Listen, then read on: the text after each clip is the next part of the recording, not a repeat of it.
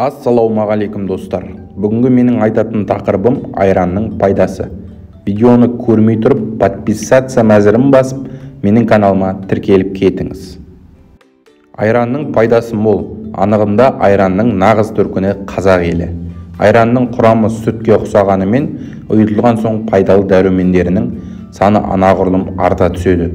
Сондықтан болса керек, өшөлімізді қандырады әрі тойымды тамақ. Қазақтың ең танымал ұлттық тағамдарының бірі айран. Қасиетін барша қазақ біледі. Кешкі астан соң міндетті түрде бір кесе айранды тұтынған.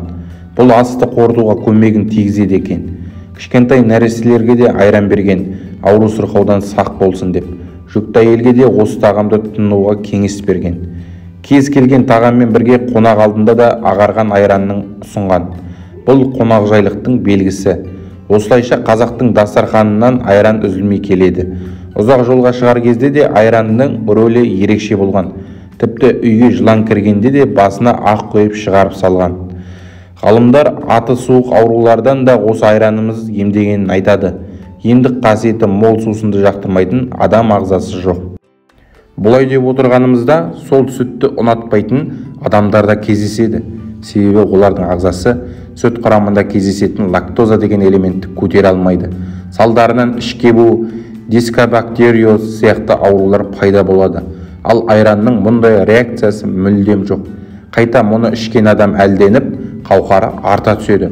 Құрамында пайдалы дәрумендермен қатар калий мен кальций бар. Бұлардың қандай рөл атқаратыны да белгілі.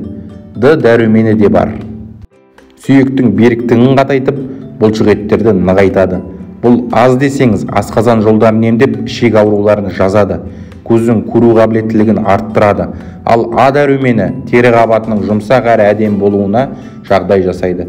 Ал фосфор түрлі инфекциялардың алдын алып, жұқпалы дерттерден сақтайды. Айран әрдайым диетологтардың кеңес беретін ас мәзірі. Құрамы күрделі болғанымен соңы семіздікке алып келмейді. Себебі ағзаға түскен айран өзге тамақтарды қорытуға белсенді. Айран ұйқысыздық дертінің де алдын алады, яғни жүйке жүйесінде емдейді. Тіпті ота жасалған адамға да айранды ішкізу бұл ағзаның тез жазылуына әкеледі.